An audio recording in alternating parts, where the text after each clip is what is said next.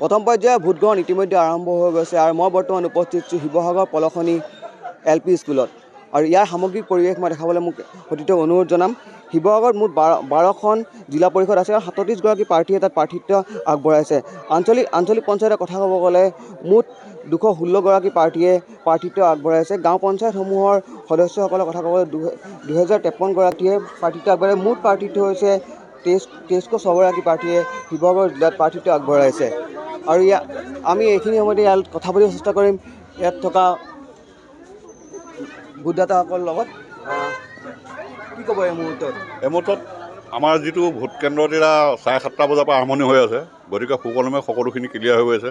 আমাৰ ইয়াত 628টা ভোট, কিন্তু ৰাইজৰ পৰিৱেশটো ভালেই পাইছোঁ, গতিকে ভালে কুশলে হৈ যাব বুলি মই আশা কৰিছোঁ। আপোনালোকে ইয়াত কোন প্ৰাৰ্থী জয়যুক্ত হ'ব বুলি ভাবিছে? কিবা কৈছে? আপোনালোকে ইয়াত কোন প্ৰাৰ্থী জয়যুক্ত হ'ব বুলি ভাবিছে? জয়যুক্ত মানে এতিয়া আমাৰ AP মেম্বাৰ আপোনাৰ BJP পাৰ্টিটো আপোনাৰ আগুৱাই যাব আৰু আপোনাৰ যিসকল আমাৰ কংগ্ৰেছৰ হৈ উঠিছে, নিৰ্দলীয় হিচাপে আমাৰ ৱাৰ্ড দুগৰাকীও উঠিছে, গতিকে তেখেতলোকক ৰাইজে জয়যুক্ত কৰিব। আৰু এই কেন্দ্ৰটো আপোনাৰ শান্তিপূৰ্ণভাৱে হৈ আছে। আমাৰ ইয়াত কোনো বিচক্ষণিত নাই, কিন্তু এতিয়া বৰ্তমান আমাৰ যি চলি আছে ভালেই চলি আছে। ধন্যবাদ জনাইছোঁ। আৰু ইয়াৰ সামগ্ৰিক পৰিৱেশ পুনৰ মই দেখাবলৈ অনুৰোধ জনাম সতীৰ্থক, যিহেতু ইয়াত যিমানখিনি ভোটদাতা আছে সেইসকল ভোটদাতাই আপোনাৰ ভোট দিবলৈ আহিছে। আমি 6টা বজাৰ পৰাই ইয়াত আছোঁ। 7:30 পৰা 7:30ৰ পৰা আৰম্ভ হৈছে। কি কৰিছে? কোন আহিব ইয়াত? এই পঞ্চায়তত আপোনাৰ AP মেম্বাৰ বা ZPC কাৰণে কোন জয়যুক্ত হ'ব পাৰে? BJP। ধন্যবাদ জনাইছোঁ। কি ক'বা? আমাক প্ৰতিবাৰে সদায় নতুন আমাৰ মানে কি মানুহ লাগে, কাম হ'ব লাগে, তাৰ কাৰণে আমি গোটেই সমূহ ৰাইজে সেইটো বিচাৰোঁ। মোৰ নাম শ্ৰী শেৱালী দাস। মই 2 নং পঞ্চায়তৰ আঞ্চলিক পঞ্চায়তৰ 2 নং ৱাৰ্ডৰ পৰা মই উঠিছোঁ। আজি মই কংগ্ৰেছ দলৰ পৰা ছাপৰ্টাৰ হৈ উঠিছোঁ।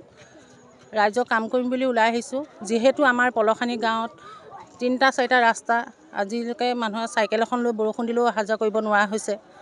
ল'ৰা ছোৱালী স্কুল যোৱাৰ অসুবিধা হৈছে আৰু যিখিনি মানুহে অৰুণোদয় পাবলগীয়া মানুহে অৰুণোদয় নাই পোৱা, নেপাবলগীয়া মানুহে অৰুণোদয় পাইছে। আৰু তাৰ এতিয়া যিখিনি মানুহে ঘৰ পাব নালাগে সেইখিনি মানুহে ঘৰ পাইছে, যিখিনি পাবলগীয়া মানুহ সেইখিনিয়ে পোৱা নাই। সেইখিনিকে চাই মই আজি ৰাইজৰ মাজলৈ ওলাই আহিছোঁ। সকলো কাম নিৰানিৰপালিকৈ কৰিম বুলি, ৰাইজক সেৱা কৰিম বুলি ওলাই আহিছোঁ। তাকে মোক সকলোৱে ছাপোৰ্ট কৰিছে, মই জিকিম বুলি আশা আছে। আৰু ইয়াত কৈছে যে BJP দলৰ সদস্য ইয়াত জয়যুক্ত হ'ব বুলি। জয়যুক্ত সেইবোৰ ৰাইজে বিচাৰ কৰিব, যিহেতু তেওঁলোকে আগত 5 বছৰ খালে, খোৱাৰ পাছতো ৰাস্তাখিনি ক্লিয়াৰ নকৰিলে। তাৰ উপৰিও তেওঁলোকে ৰাস্তাখিনিতো নকৰিলে, মানুহক যিখিনি অৰুণোদয় দিব লাগে সেইখিনি নিদিলে আৰু ঘৰ যাক দিব লাগে তাক নিদিলে। সেইখিনি চাই বিবেকবোধ হ'ব আৰু তেওঁ কাম যিখিনি কৰিব লাগে সেইখিনি নকৰিলে, যিভাগে কৰিব লাগিছিলে সেইটোও নকৰিলে, কাৰণ তেওঁ BJP দল। যিকোনো খবৰৰ বাবে যোগাযোগ কৰক 7099017330 লগতে 7099017110 নম্বৰত।